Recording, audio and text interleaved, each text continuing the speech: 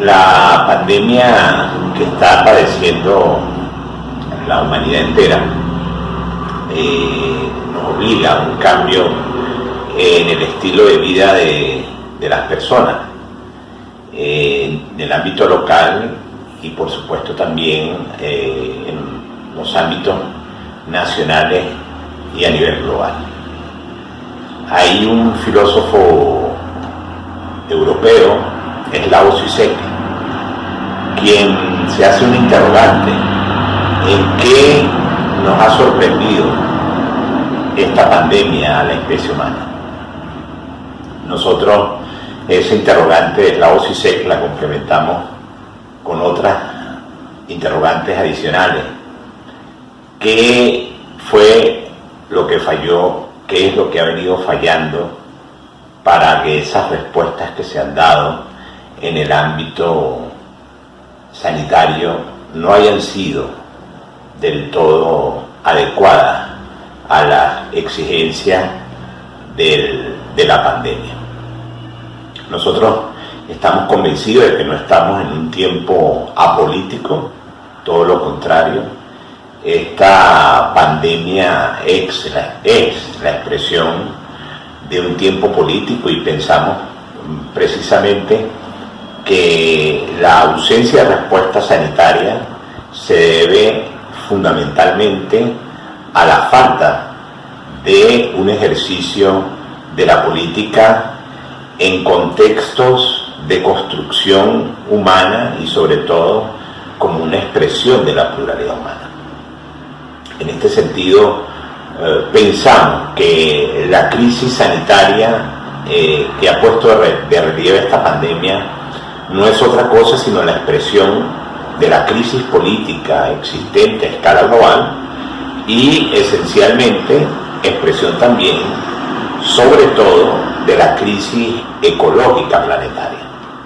Y eso nos lleva a responder a otra de las interrogantes que se nos hacen para efectos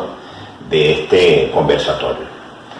La que tiene que ver con si debe haber algún cambio en la agenda del cambio climático. Nosotros pensamos que efectivamente tiene que haber una profundización en la agenda del cambio climático. Creo que es evidente que parte de los efectos y de la emergencia de esta pandemia, pero sobre todo los efectos de esta plaga que nos acecha, es el resultado precisamente del cambio climático. Hay estudios diversos que han evidenciado, que han mostrado que debido a los cambios ecológicos que se han venido experimentando en los últimos tiempos, sabemos que estos cambios tienen una historia de unos 190 años desde la revolución industrial, pero fundamentalmente los cambios que se han dado en los últimos años ha puesto de relieve la emergencia precisamente de este tipo de gérmenes como el que estamos viviendo con el COVID-19. Entonces, una sucesión de pandemias que ha traído como consecuencia esta última en la cual estamos inmersos en la actualidad, la cual nos obliga a hacer un replanteo de la agenda del cambio climático. Y nosotros iríamos a hacer una profundización sobre la base de tres aspectos que son fundamentales y que son los vertebradores en lo que es la agenda del cambio climático. Un aspecto que tiene que ver con la conservación de los bosques, otro tiene que ver con la preservación del agua y uno último que tiene que ver con el oxígeno, lo que muchas comunidades indígenas han denominado las fuentes de vida. Esas fuentes de vida son las que tienen que ser preservadas y son las que tienen que ocupar un rol fundamental en las nuevas estrategias que luego de la pandemia debe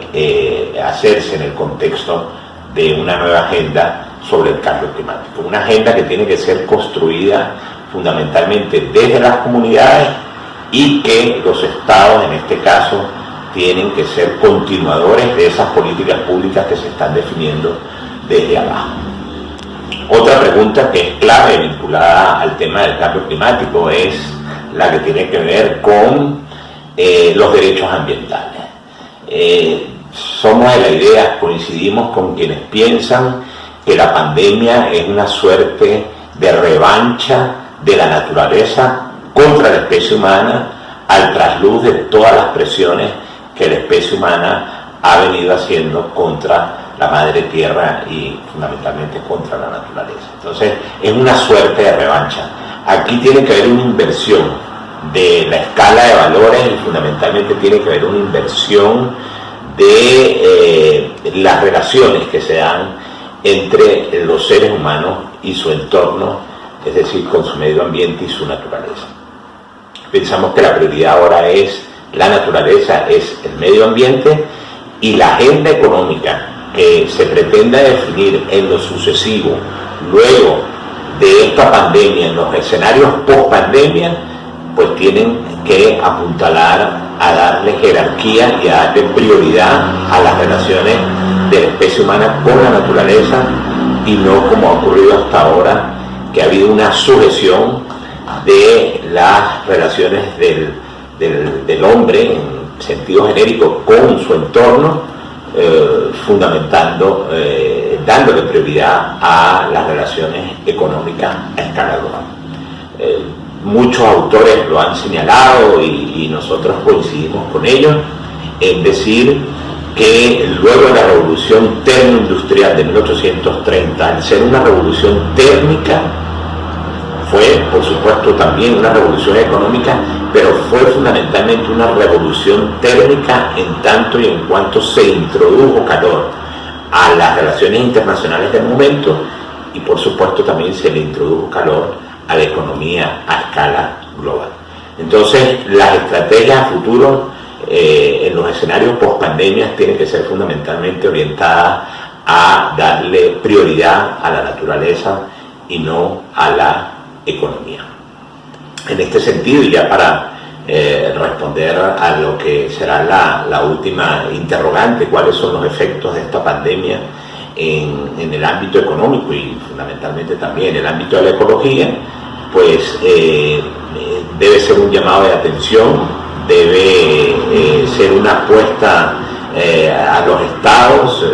debe ser una exigencia a quienes dirigen la economía a escala global y a quienes dirigen fundamentalmente los sistemas políticos a nivel planetario, de que debe darse una inversión, en este caso de la carga de la prueba. La carga de la prueba la tiene la Pachamama, la tiene la madre tierra, la naturaleza, y en consecuencia todos los proyectos que de ahora en adelante no se tenga la certeza cierta de cuál puede ser el impacto y la incidencia sobre el medio ambiente, pues esos proyectos sencillamente tienen que ser paralizados. Hoy más que nunca el principio 15, número 15 de la Cumbre de Río del año 1992, ese famoso principio precautorio, hoy tiene que cobrar mayor fuerza. Nunca antes había tenido tanta vigencia como en la actualidad, y la pandemia es lo que nos viene a recordar, es lo que nos viene a alertar en los tiempos actuales, y la apuesta en todo caso de la especie humana tiene que ser precisamente una apuesta en favor de la Pachamama, porque una apuesta en favor de la Pachamama es una apuesta en favor de las generaciones futuras.